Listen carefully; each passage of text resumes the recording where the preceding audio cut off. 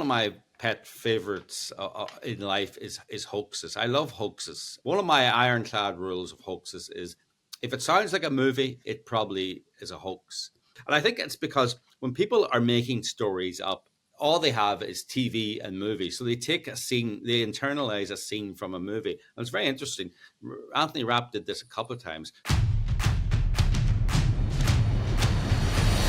Hi, my name is Anne McElhenney. And I'm 𝘼𝙣𝙘 𝙈𝙘𝙀𝙀. And welcome to the Anne and Phelim Scoop. I hope you had a wonderful 4th of July. I had a very low-key 4th of July because I am in the United Kingdom of Great Britain and Northern Ireland, where they, funny enough, don't celebrate the 4th of July. I think it's sore loser syndrome. But where are you, Anne McElhenney? Well, we've spent the last week covering the Kevin Spacey trial, and we've been in court in London. Today, though, we're not together because I have just become a new godmother again, which is very, very exciting. Of course, he's adorable. So I'm actually in Ireland with a beautiful baby. So, yes. But what's happening in the scoop this week, Phelim? Kevin Spacey's trial. We were there, Southwark Crown Court, just outside my window here, where Spacey is facing 12 allegations of sexual abuse. And it's very important. We need to tell you, we're going to give you some details of what has happened to him, but also why you should care. Why should you care about a liberal Hollywood icon who probably doesn't share your values? And believe me, you should care. When you hear what's going on behind the scenes, you should care. And we're going to bring you some clips from our Kevin Spacey Trial Unfiltered podcast, which is doing gangbusters, by the way. We're getting incredible response, but we need you to listen, to rate and to review because this is an incredibly important project. Remember to do that, please to do that. And talking of the media and media collusion, which we will be talking about later, we have a zinger from the Los Angeles Times that you have to wait to hear from. And we have a wonderful interview at the end of this show with our dear, dear friend, Daniel Knauf, who is a Hollywood legend, genius, creator. And he's bringing, he's doing something very, very special for families, by the way, for Christmas. And I know it's July, but whatever. You will love it. And you have to listen to this guy. You have to listen to Daniel Knauf. What a great man. But first, we want to start by talking to you about, so we've been in Southwark Crown Court this week. At the Kevin Spacey trial. You can see footage right now there of Kevin Spacey coming out of court actually, on the first day. And I think one of the things that I kind of wanted to maybe bring to people's attention, and Phelim, you'll take up after this, but a couple of things that struck me and I thought were really unfair and unusual. So in the UK system, in the United Kingdom, the British system, the accused man, who is an innocent man, by the way, while he is not, until he has been tried and convicted.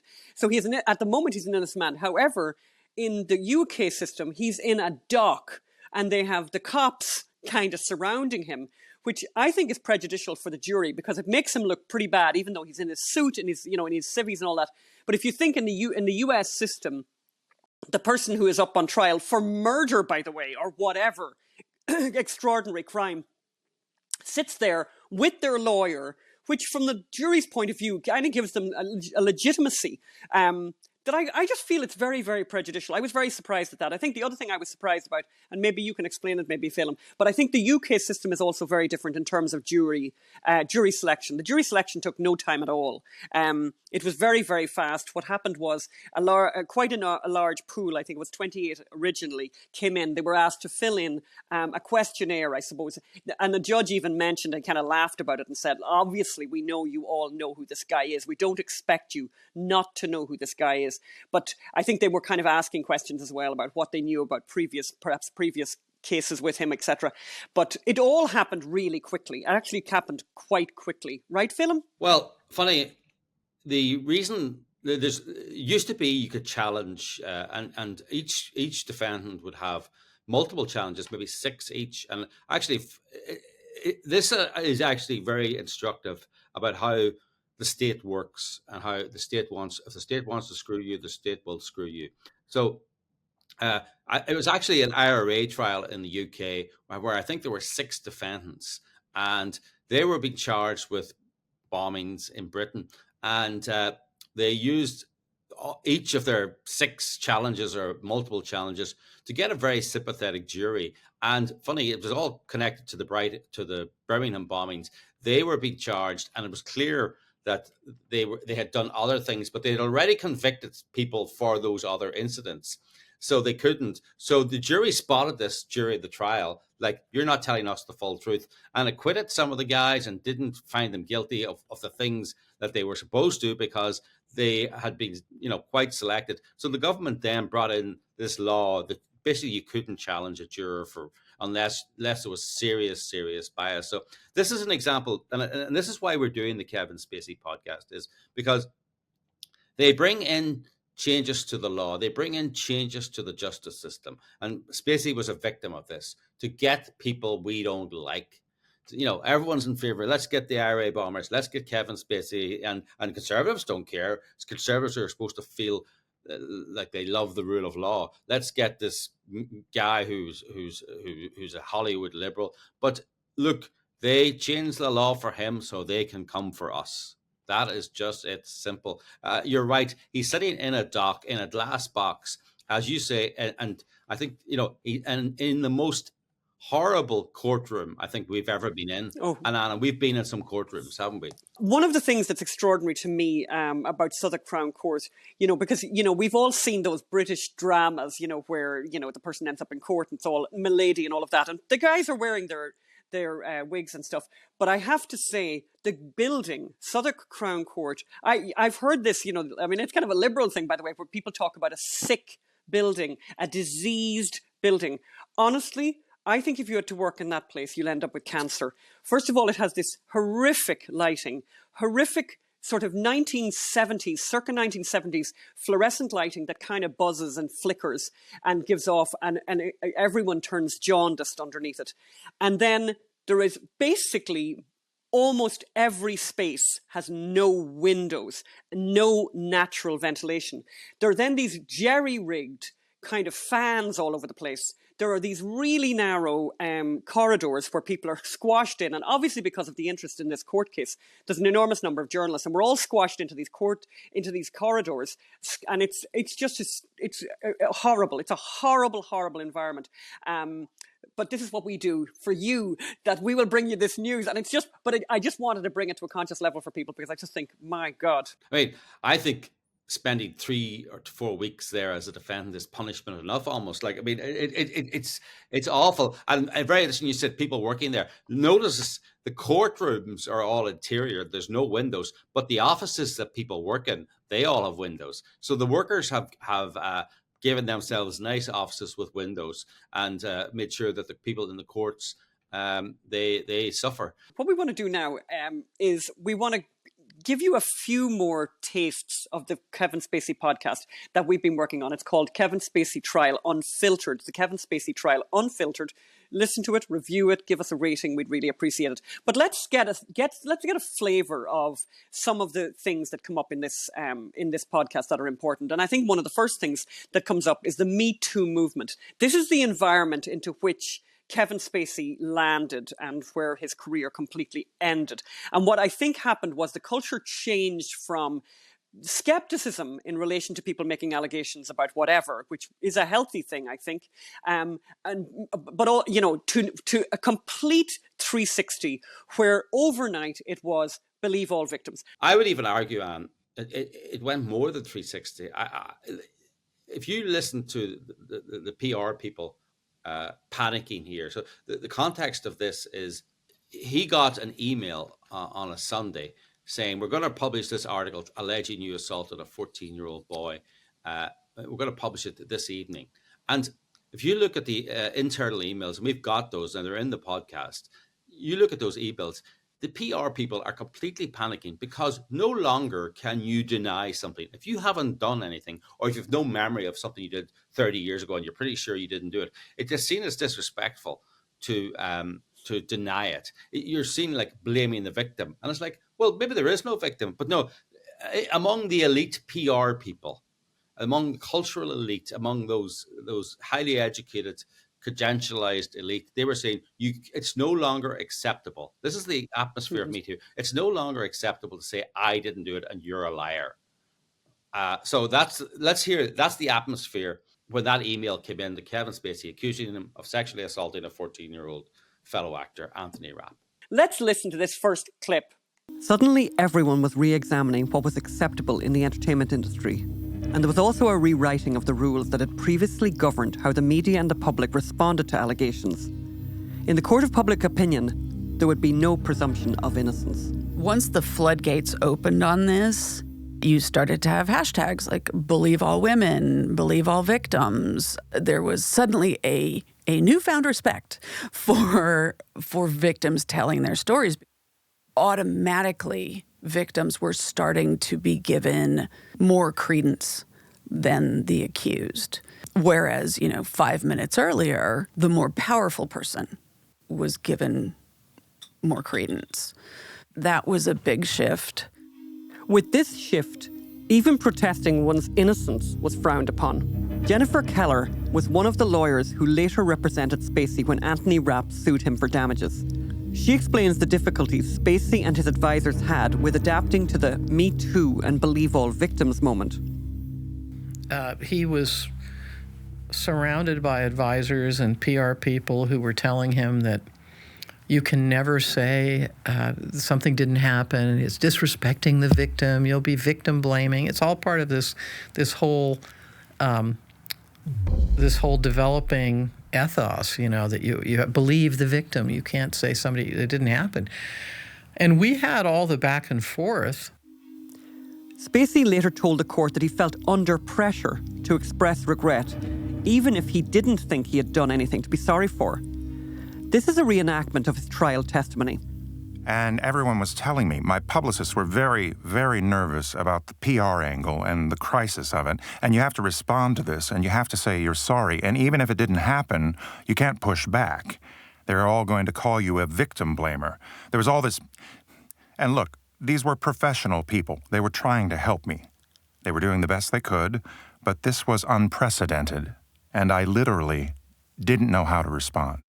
You heard Spacey's voice there. Obviously, with we had a reenactment with an actor. And by the way, our actors who worked on this podcast with us were absolutely fabulous. The second piece we want to listen to now is very, very interesting, and starts to This is where and we're not going to give away the whole game because we want you to listen to the podcast very much so, but. Certain elements of Anthony Rapp's story started to unravel, and there seemed to be a tendency, he seemed to have a tendency to exaggerate, to be very dramatic, and to perhaps embellish stories to a level where maybe they just didn't happen at all. Yeah, funny. This is, one of my pet favorites in life is hoaxes. I love hoaxes because I think, They tell us a lot about the people doing the hoax, but they also tell us a lot about how we fall for hoaxes. And one of my ironclad rules of hoaxes is if it sounds like a movie, it probably is a hoax. If you can picture it, if you're thinking, that would make a great movie, the story is probably false. When I read the Virginia Tech rape case, the Rolling Stone article, I read the article about the woman being thrown on the glass table, and I was thinking, that's a scene from a movie. And I think it's because when people are making stories up, they don't read books anymore. All they have is TV and movies. So they take a scene, they internalize a scene from a movie. And it's very interesting. Anthony Rapp did this a couple of times. So this is Rapp explaining how he was so emotionally involved and how he was so inspired by someone's testimony in the New York Times that he felt compelled to go forward with his story. So let's hear that piece from the podcast. Rapp said he decided to come forward with his allegations after he read actress Lupita Nyong'o's essay in the New York Times about being sexually harassed by Harvey Weinstein. It came out as the Me Too movement was gathering momentum. In a 2018 speech after receiving an award, Rapp described how Nyong'o's story inspired him. It was a quiet moment, sitting by my window in my apartment in New York City, reading the New York Times. Lupita Nyong'o's story that she shared about her experiences with Harvey Weinstein over the years. Her personal story moved me to the core. It's a dramatic story, perhaps too dramatic. Spacey's lawyers would later argue that many of Rapp's allegations were suspiciously like scenes from movies, and even claimed that one of his central allegations was directly lifted from a play he had just acted in. But those were arguments for a different day. That's the clip. I think we should give you then what turned out. So it turns out that Lupita Nyong'o's article ran in the New York Times. You had 10 days before the BuzzFeed article ran. But it turns out that Anthony Rapp, because he had to hand over all his emails and text messages, had been in contact with the BuzzFeed journalist weeks before Lupita Nyong'o's article ever appeared. And look at what he said. It was a quiet moment, sitting by my window in the apartment in New York City, reading the New York Times. And it's like, that you think you're in a movie, Anthony Rapp. And when something sounds like a movie, it's generally not true. It's a good rule of Jussie Smollett, a noose and signs and go home and homophobic. And it's like, again, it's like something of a Law and Order episode, but it's just not true. Well, I think the other question maybe people have who are listening and have maybe been, listening to our podcast, listening to this story about Anthony Rapp might be, how did he, it seems extraordinary that he suddenly was going to sue Kevin Spacey for something that happened 30 years before. And there's a story in this, and it kind of echoes what you said at the beginning, Phelim, of the podcast. You were sort of alluding to that, and why we as conservatives should care deeply about this story. So basically, while this Me Too thing was brewing in the world, New York decided, and you can explain it better than me, Phelim, politically decided that they were going to make it super, super, super, super, super easy for anyone to come with allegations that were even extraordinarily old, and even allegations that were actually statute barred because of the statute of limitations. Yeah. And this case is exactly that. 30 years is outside the statute of limitation. Guess what New York decided to do? And I believe it's our dear friend, Governor Cuomo, right, Phelim? What did he decide to do? Yeah, he decided to get rid of the statute of limitations. That if something happened 30 years ago, suddenly you could come forward and accuse someone. And Kevin Spacey, by the way, was accused of doing something over a 10-minute period over 30 years ago. He was an itinerant actor, a struggling actor, going from sublet to sublet. And this is why there is a statute of limitations. Who could remember, if you're a young itinerant actor, who could remember where you lived? Who could remember what city you're in, where you would be? And so Rapp was able to say he did it to me 30 years ago. I'm going to sue him in court. And this is what the state do. They change, if they can't get a conviction, rather than they view not getting a conviction as a failure, as opposed to a success of the justice system. In February 2019, former Governor Andrew Cuomo signed a look-back window law beginning in August of that year. Victims had a 24-month window between August 2019 and August 2021 to file claims, no matter how long ago the abuse occurred. I think the look-back statutes are a terrible thing. I think they undermine due process for someone who's accused. Because if you are accused of something, conduct that allegedly occurred decades ago, it puts you in an almost impossible situation because memories fade, witnesses die, and it's almost impossible to be able to access exonerating exculpatory evidence. And the jury is just left believing the accuser. And particularly in this climate, it's very dangerous, where everyone is taught to just believe the accusers without question. I just think it's leading to a lot of injustice. It's leading to a lot of false claims. When people know that they can say something happened in a 10-minute span 35 years ago and get $40 million for it, you're going to have a lot of false claims. And celebrities are targets. I've represented a couple of celebrities, cases that did not get filed, who felt they had no choice but to pay off obvious liars, because if the allegation was even made, they would lose their careers. Since the case was civil and not criminal, no jail time was on the table. But certainly the consequences for being found liable would have been almost as devastating for Spacey.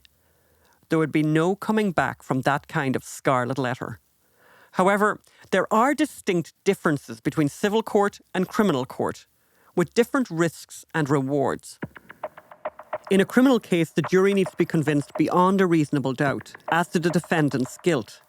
But in a civil trial, the jury only needs to be convinced of the preponderance of evidence, a 51% level of certainty. That is a much lower bar for complainants. So the journalist not only worked with Anthony Rapp to get the story out, but there was a number of problems with Rapp's story. If BuzzFeed had done proper journalism on this story would never have run. Just like if they'd done proper journalism on the BuzzFeed article, it would never have run as well. On the Steele dossier, if they'd done Yes. proper journalism on the Steele dossier, it wouldn't have run in BuzzFeed.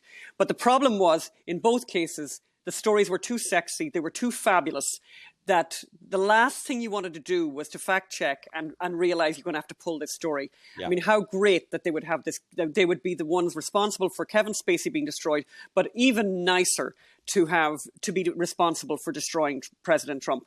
So yeah, this is the kind of journalism that BuzzFeed do. So what happened was, Anthony Rapp said, I saw Spacey, I think it was at the 2008 Tonys, I froze, it was terrible, I've got PTSD.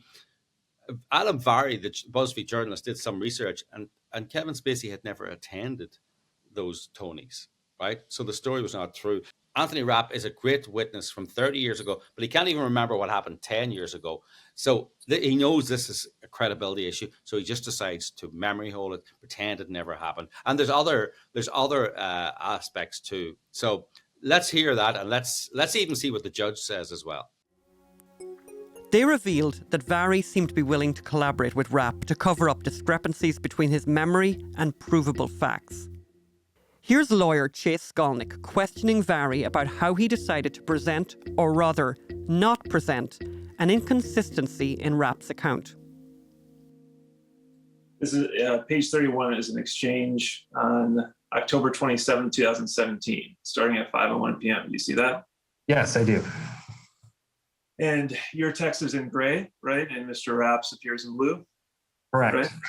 And you wrote to Mr. Rapp, one thing to make you aware of, we can't seem to place Spacey at the Tonys in 2008.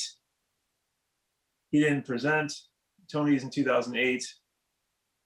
He didn't present, and it wasn't nominated, and there's no photos we can find. We don't doubt he was there, but we don't want to nail down a specific date that Spacey could then just flatly deny. So Mr. Rapp provided you a detail about the last time he had seen Mr. Fowler, right? Yes. You determined that detail was not accurate. And what did 𝙤𝙣 do with this problem? The article ultimately made no mention of the 2008 Tonys. That's right. When confronted with evidence that Anthony Rapp was just plain wrong in his recollection of recent events, 𝙤𝙣 covered for him. This happened again when it came to Rapp's scant details about the alleged party the night he says Spacey assaulted him. 𝙤𝙣 told Rapp in a text, quote, "Similarly, we're also going to steer away from exact specificity in the story for the party," unquote. 𝙤𝙣 told Rapp that he was going to be vague about these details to prevent Spacey from coming up with facts that would mean he could, quote, "specifically deny," unquote, the allegations. This is the very opposite of what journalists are supposed to do. And it puts Spacey in an impossible position of facing damning but deliberately vaguely written allegations designed to make it almost impossible to answer and refute them, especially given the tight deadline. But BuzzFeed's readers and the world knew none of this. Instead, 𝙤𝙣 and BuzzFeed presented Rapp as a reliable narrator of an event 30 years previous, whilst neglecting to mention he was completely wrong about something dramatic he said had happened less than a decade ago. The media malfeasance in this story is amazing. And again, it's BuzzFeed. BuzzFeed no longer exist, thank God, because they're not a journalistic organization. They're a deeply ideological organization. Again, they used exactly the same tactics of lack of journalistic curiosity. As I always say, when journalists are not curious, it's because they don't want to know the answer. So look, you need to go now to the Kevin Spacey Trial Unfiltered. That's our 9-episode podcast. We've been working on it for 6 months. It'll tell you a lot about Kevin Spacey. It'll tell you a lot about America, but also it'll tell you about where the system is going and how you must cry stop. If you see your enemy being persecuted, you need to run over and help them because they're coming for you next. And it's interesting that you talk, Phelim, about, you're talking about the media malfeasance, because what I wanted to say then was, a recent example, as you said there, great film. Yeah, BuzzFeed are gone. But the Los Angeles Times and all the rest of them are still there. And we had an egregious example of the Los Angeles Times type of journalism. So let's, first of all, I think to set this up, let's play this extraordinary clip from President Joe Biden this week, getting very, very mixed up about who the Russians are fighting against. So let's just have a quick listen to that clip. To what extent has Vladimir Putin been weakened by recent events? It's hard to tell, but he's clearly losing the war in Iraq. He's losing the war at home, and he has become a bit of a fly around the world. So obviously, the man is. He's. I don't want to be accused of elder abuse, but I feel like saying this. It is elder abuse, but then he shouldn't be the president of the United States. So basically, he said he's clearly talking about Putin. He's clearly losing the war in Iraq. Flash over to the Los Angeles Times, and you can see what the Los Angeles Times did. So they've put in the quote there. He's clearly losing the war in, and they have brackets, Ukraine. So as opposed to writing and saying the president of the United States made an this isn't a snafu. This isn't forgetting somebody's birthday, right? Yeah. This is a huge, huge error. So extraordinary. But the LA Times stepped in to be helpful. So that's who the media is. Yeah, BuzzFeed might be gone, but the LA Times are there. Oh yeah, look, I think we all remember when they were trying to discredit Ronald Reagan. There was this whole thing that he was senile in office. And the only piece of evidence they've ever produced was that he once confused the name of his Treasury Secretary with his Education Secretary. And I remember a friend of mine saying that to me as if it was a sign of deteriorating mind. They want to make out Ronald Reagan to be this kind of senile old man in office. And now no one talks about Ronald Reagan anymore because I would put Ronald Reagan's speeches, Mr. Gorbachev, tear down this wall. They've escaped the sullied bonds of earth, I put those conversations to someone who doesn't know the difference between Iraq and the Ukraine. Well, they do, but their brain is not able to cognitively transmit it to their mouth. That's the media for you. Well, so just again, I'm going to remind everyone, please, to go to the Kevin Spacey podcast, Kevin Spacey Trial Unfiltered, on all everywhere you get podcasts. Please give us a rating, give us a review. As I think you said earlier, Phelim, and obviously this is coming out, we're recording this a few days before it comes out. And the last time we looked, I think we were almost at number 100 in true crime around the world, which is kind of extraordinary, very high for us. So we're very excited about that. But the other thing we want to do before the end of the show is to bring you this amazing interview we did earlier with our friend Daniel Knauf, who is an absolute genius, by the way. Some of you will remember the amazing show that he created called Carnival for HBO. But let's go over to that now as we'll introduce Daniel. And what he has come up with, his idea, is something really special that I think you as an audience are going to be very interested in getting involved with for Christmas. I know this sounds weird. All right, it's early for Christmas thinking, but it's never too early to be thinking and planning for families. So let's go over to that now. So we're joined now by Daniel Knauf. Welcome to the show, Daniel. And Daniel, your CV, your resume is so varied and wide. We're going to actually let you introduce yourself. Who is Daniel Knauf? I was first 20 years of my adult life, I was a health insurance broker consultant, and I was writing at night. And I was an aspiring writer, and I was a consumer of entertainment product like everybody else. And after a 20-year overnight success, I sold a series to HBO, found myself an executive producer and creator of a show called Carnival, which is lasted just 2 years, but has gone on to become sort of a cult phenomenon. It's regularly moving up those lists of, canceled too early, and there's still a really ardent fan base for it. Went on to do other series, Supernatural, Spartacus, Blood and Sand, a stint on that for the first season. I ran Dracula for NBC, then moved on to The Blacklist, spent 3 years there, doing an immense amount of writing on that show. And I created a show for Nickelodeon and Imagine Kids and Family for Ron Howard and Ron Howard's company. There's about 5 kids who get shot up into space. That's the astronauts show. Yeah, yeah, and that got me an Emmy nomination of all things. Usually, I'm used to winning Emmys for other people. I'm kind of like, and this now, and it's not just because of the strike. This predates the strike.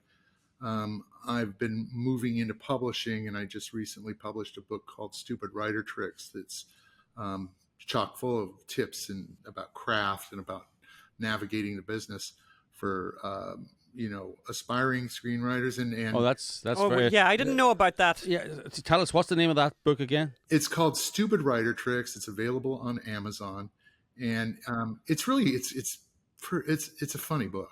Good. Well, I've no doubt it'll be funny if you wrote it. I don't take myself terribly seriously, and it's a little unusual when it comes down to the how to screenwrite category of nonfiction, in that most of those books are written by people with no real credible credit. And you're right. They're written by normally people who lecture at UCLA in their creative writing courses or whatever. You're right there. And it's hard to beat the actual experience. I know 2 guys who once wrote a little booklet for interns, how to come on a set.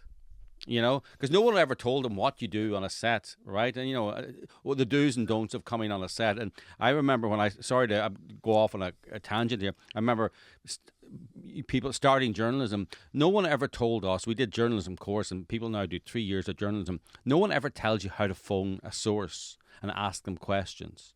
Like they don't actually, how do you introduce yourself on the phone? You just start asking questions right away? Do you talk? How do you sell a story? How do you sell a story? That's the only way to learn, and that's what I recount in this book. I talk.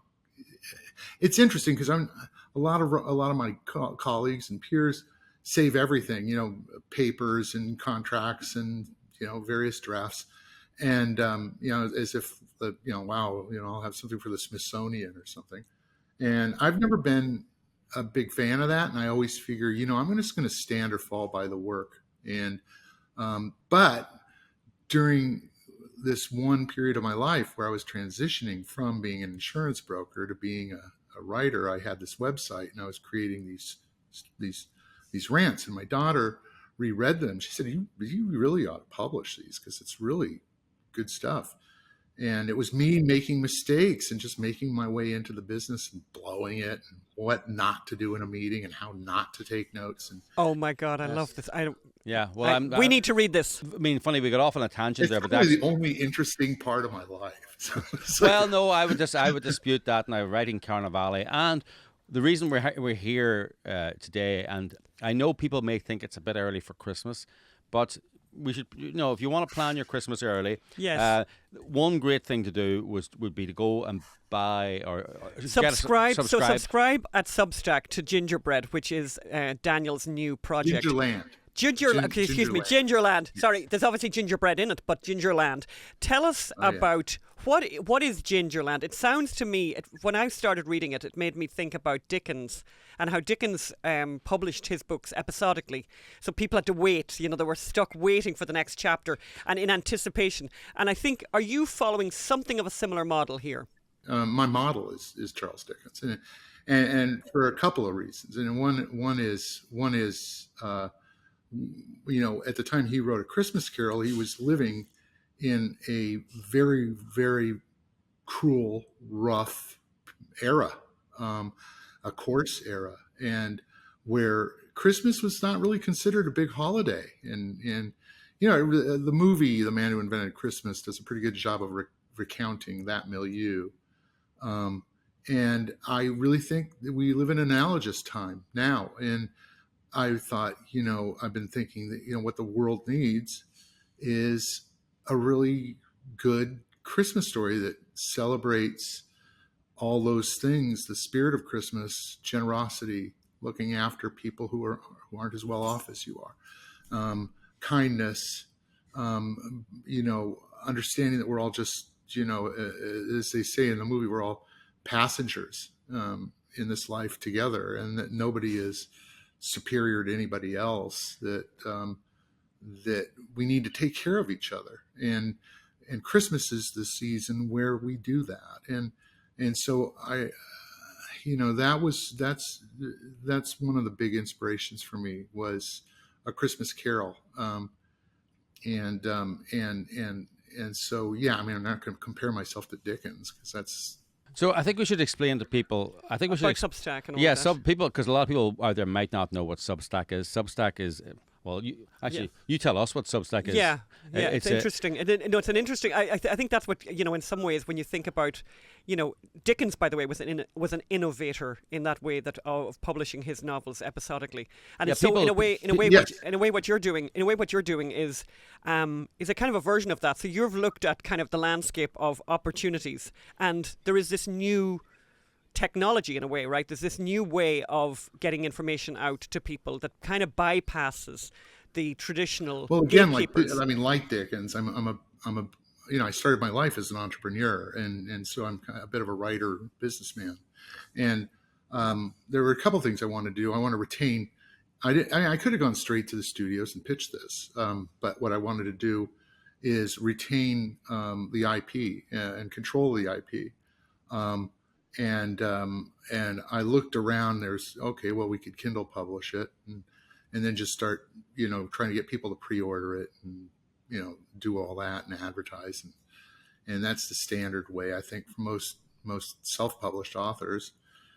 And then the other way was I was reading a lot of Substacks, but not fiction, mostly journalists. That's been a big boon to journalists who want to be truly independent. And I thought, I want to be truly independent. I don't want anybody editing me. I don't want anybody telling me what will be more popular. I don't need notes. And other than those of my peers, when I give them chapters and say, what do you think? I thought the Substack is an interesting platform, because I can do this, and not only am I able to publish do it and publish one chapter at a time, but after the first 14 chapters that constitute part one, I can then install a paywall, so that only paid subscribers have access to the balance of the book. And the first 14 chapters, they've had a chance to see if they like it and want to continue with it. But more importantly, it's not just the chapters. There's other material in there, like, you're watching it be created. I'm trying to build a community and not only let people into my headset as far as, creating this thing, and the process of creation, and get a sort of backstage pass to that, but also to be able to weigh in and help me out. So, a good example is, I needed to find an illustrator, and I was having a terrible time. And what I wanted was something, because I'm publishing, the big conceit in this is that it's being published as having been written by a guy named P.J. Hummel. And P.J. is presented as a guy who wrote the book in 1923 and then died in 1924. And because of his premature death, the book sort of fell out of print, and this is sort of, we're restoring a lost classic, and I want to find somebody who could do the kinds of illustrations and plates that I grew up with, that were in in books by Johnny Gruelle, the Raggedy Ann and Andy books, and those beautiful color plates. And my illustrator was referred to me by my readers. And one of my readers said, "You got to check out Zelda Devon." And I said, okay. And so I checked out Zelda, and I went, oh, and then we talked, and all the touchstones, all the artists that I was thinking about, she loves. And here's this wonderful, very, very successful illustrator for commercial work. And she's a master of all the tools that a professional illustrator, they do everything digitally now. And she says, okay, here's what I'm going to do. I'm gonna set aside my computer. I'm gonna pull out my paints. So all of these plates are painted, and they're just gorgeous. They look. I said, I gave her the manuscript, and I said, I want this to look like it could have been illustrated in the 1920s. It does. They're beautiful. They're beautiful. Gorgeous, yeah. They're That's beautiful. what she's been delivering, and it's so beautiful. And so I'm just thrilled with So her. you're suggesting, and I see this in the intro, that people start reading this to their kids 4 days before Christmas. Is that right? No, not me. That was PJ Hummel. He's the one who came up with that thing. But yeah, I mean, I think what I want to do is have people make it a tradition. Read part 1, 2, 3, and 4 so that they finish the book on Christmas Eve, and it becomes a family tradition, something that kids grow up with, and it's very special, and brings them together. I just keep picturing, even grandma and grandpa, sitting by a fire and everybody having cocoa and huddled together and listening to the adventures of Holly, Nicholas, and baby Jim Sugarplum, and how they, fall out of their enchanted wonderland into the real world and struggle to find their way back. And Mark Twain, when he wrote Huckleberry Finn, he just thought, it's a sequel to Tom Sawyer. It's another kid's book. And then it was highly controversial because one of the main characters, Jim, was a black man. He was presented as a fully formed like character, and people just were kind of outraged by that. And Twain didn't understand it until many, many years later. And he said, oh, now I know what made him so mad. In this one, I suspect the idea of being in a virtual world, which is what the ginger kids are in, is this enchanted winter wonderland that's basically a holiday diorama. And then that they think that's the world. It's Christmas is always around the corner, and then they fall through a hole in a butterbrickle floor, and they find themselves out, and they find themselves in a perfect replica of their Gingerland mountain house. And what we realize is that their world is just a holiday diorama in the lobby of a big Adirondack hotel. And sometimes I think there's something connected to, people putting themselves back in the real world and experiencing the real world in all its sort of harsh reality. And that many of us create bubbles, digital bubbles for ourselves, that warp, really distort the reality, So I don't know. That's as much as I've tried to self-analyze. So, And do you envisage eventually having the book having hard copies of the book, or will it remain digital, or what's the plan? Well, the plan is I'm trying to build up my subscribership, and what I really want to do, and I need to beef it up like a lot. And I got about 500 subscribers. I've got roughly 8% of them are paid subscribers. What I want to do is by this Christmas, I want to have enough subscribers to offset the expenses I've incurred already for the illustration, which is significant, and the printing costs, and be able to give every single one of the subscribers their subscription is a pre-order, like a deluxe signed and numbered edition of the first edition of Gingerland, and that's my goal.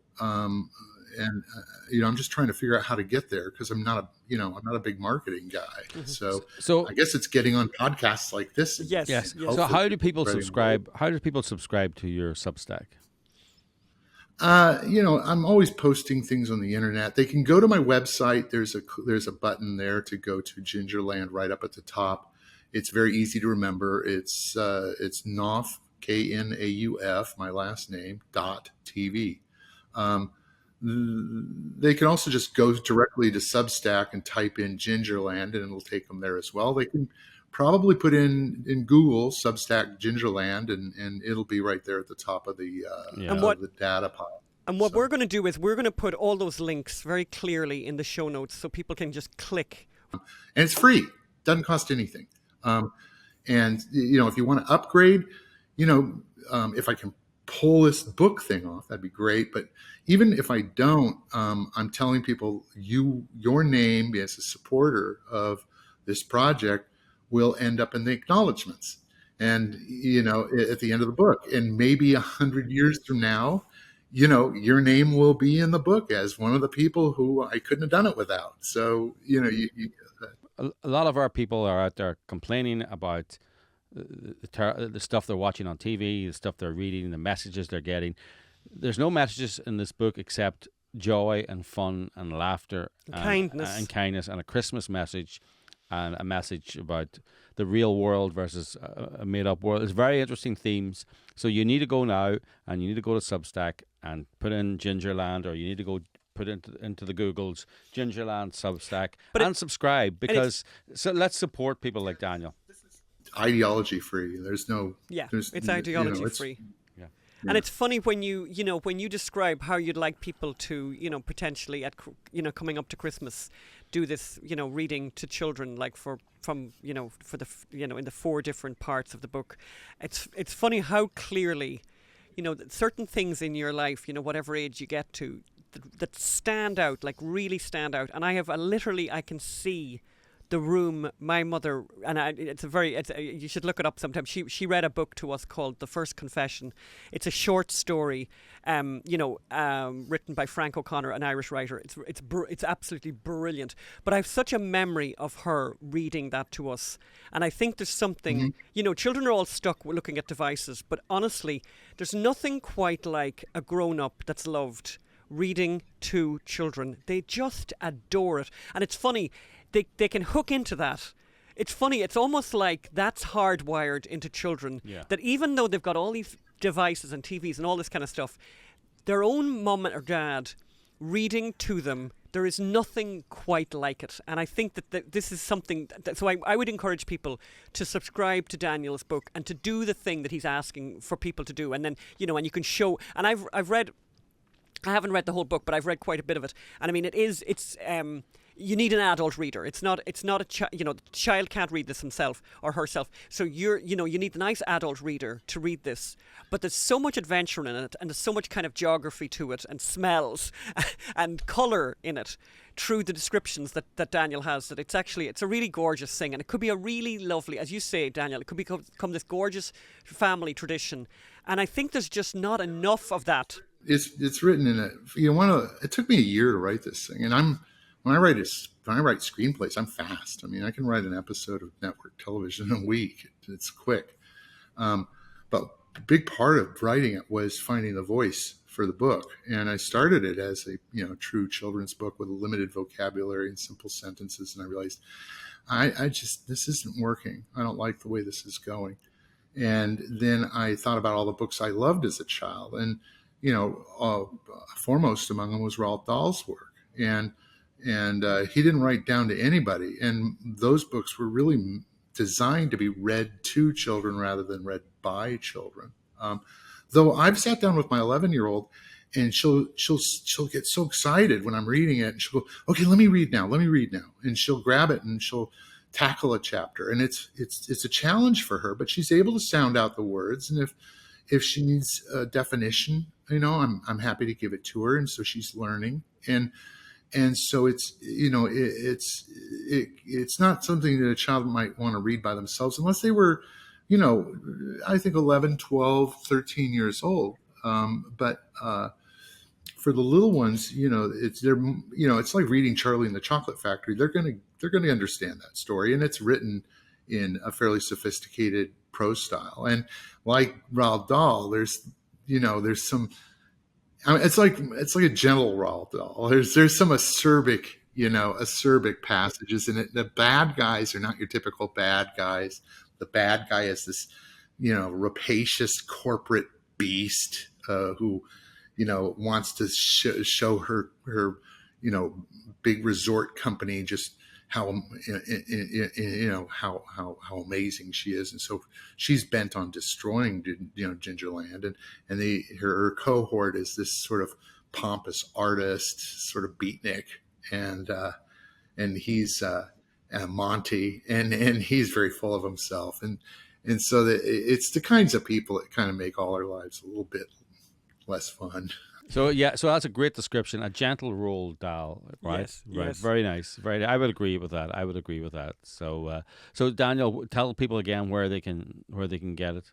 The book is available on Substack. You can Google Substack Gingerland. You can go to my website, knauf.tv, and you can get a link to it. There's contests that I run, the latest one is I'm giving away a blacklist poster, a signed blacklist poster. So, it's just trying to get people, to refer their friends into it, and Yeah, we know plenty about that because we've obviously done, we've done these crowdfunding things which are kind of in a sort of slightly obviously slightly different, but and it is about referring friends. It is about going there, reading, checking this thing out, and it's free.